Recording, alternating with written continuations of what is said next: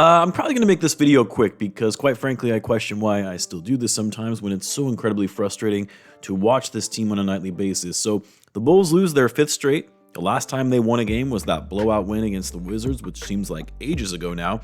And when they won that game, and you saw the schedule they had ahead of them, particularly with the last 4 games against the Pelicans, Hawks, Hornets, and now Blazers, and you think, man, the Bulls could easily be looking at a team sitting above 500 and potentially even vying for the 7th or 6th seed in the Eastern Conference, given how close teams are in the standings, especially at that time when they were only 2 games back of the 6th seed after that win against the Wizards. To now, 5 straight losses, sitting 18-25. What's crazy is the Bulls are still firmly sitting in the 10th spot because the Sixers have just been that bad. Like, the Bulls are trying to make it easier for them, losing all of these games for Philly to get into the play-in picture, but the Sixers just keep losing as well. That team is in trouble, man, because they owe their pick to the Thunder if it doesn't fall in the top 4, I believe. The Thunder getting another lottery pick would just be insane considering the team they have in front of them, as well as the amount of draft capital they still have for the future. But anyway, I digress. Let's be real.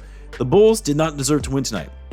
You come out to Portland against a bad Blazers team that has had 5 straight losses of their own, getting killed on their own home court in most of those, and you don't come out ready to play. Yet again, playing down to your competition. And here's the thing. While I know in the long run a loss like this is probably a good thing, right? Like, the Bulls are finally starting to position themselves and keeping that pick when for a while we all thought it was almost a foregone conclusion that they were going to be losing that pick. But as I've said in the last few post-game videos and those bad losses against the Hornets and the depleted Hawks team, it doesn't really mean much if you're not seeing progress from your young players, if you're not seeing effort being put forth for the whole 48 minutes on a nightly basis. Great, maybe the Bulls get to keep their pick, they get a lottery talent, great, they're finally on a path of rebuilding, but outside of that mystery pick that we won't know about until this summer, is there anything really to be excited about for this team's future when they showed up the way they did tonight? I'm still high on Buzelis, was glad to see him get more than 4 freaking minutes, and he was solid when he was out there, but outside of that, I mean, sure, Pat had a better game tonight, came out aggressive and scored 7 points early, and then it's actually funny because I tweeted this while it was happening. What are the chances that Pat stays at 7 points for the rest of the game? That almost ended up being the case, as with about 4 minutes left to go, he still had only 7 points. Then he would go on to score 8 more points in the final minutes. Like, where were you the rest of the game, Pat?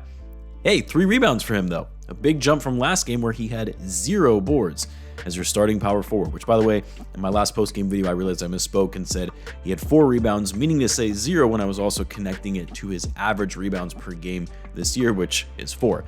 Josh Giddey, bro, didn't have a single point tonight. Man played 30 minutes, only got up 2 shots to go along with 3 rebounds and 4 assists. I normally applaud Giddey's effort when things aren't going his way offensively. Not tonight, though. He was checked out. Coby White, 9 points, shot 4 for 10. Io, he was better, but still just 12 points, was missing point-blank layups that we normally see him hit, wasn't getting downhill like we're used to seeing, and was a -11. Jalen Smith, who I feel like we should count as part of this young core, this youth movement initiative, even if he is just going to be a role player for the Bulls, he's been pretty meh recently with his lack of rebounding and interior defense.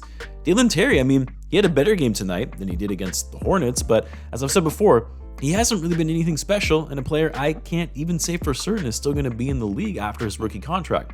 So yes, the losses are quote-unquote good, if you want to call it that, in the sense that it will allow you to keep that 1 draft pick, yes, just 1 pick.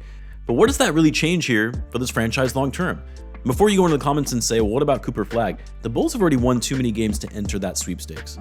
They'll have around maybe 1 to 3% chance of getting the #1 pick. Even moving into the top 4, it'll be less than 10%.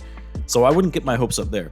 And I think the reason this stretch has been frustrating was because I actually liked what I was seeing from this team in the early going of the season.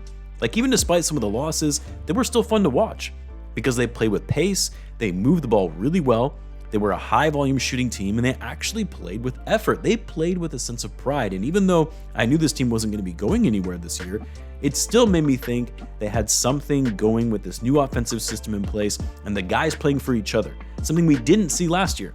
But now I'm not so sure what to make of this team. And tonight definitely brought me back to some of those vibes from last season. Vucevic getting pissed and getting texts, looking checked out, not hustling. Zach making poor decisions, sometimes playing selfish basketball. Coby being inconsistent on a night-by-night basis. Pat being MIA for long stretches in a game. So yeah, I don't know. I don't know where things go from here.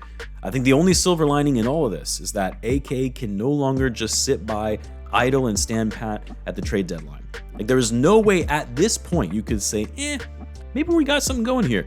Maybe these guys can make the playoffs and we can thread this needle of trying to still be competitive but also building for the future with these younger guys. Nah, that ship has sailed. The wheels are falling off, and it's actually time to rip the Band-Aid off and start selling off your assets. Like, if the Bulls have won a good amount of these past recent games they should have won, AK is probably saying to himself, yeah, this team can make the playoffs. He can't say that now. And this losing streak is leading up to the trade deadline, which is really kind of perfect timing, as it'll likely push the Bulls to be more aggressive when seeing the current product that is on the court. Anyway, I don't even really know what else to say. Bulls are most likely going to see that losing streak continue when they play the Clippers tomorrow night, back-to-back, getting in late, playing a team a lot better than them. So yeah, that streak is likely going to continue. Anyway, I want to know where your guys' heads are at, so let me know in the comments. As always, be sure to subscribe, and I'll see you in the next one.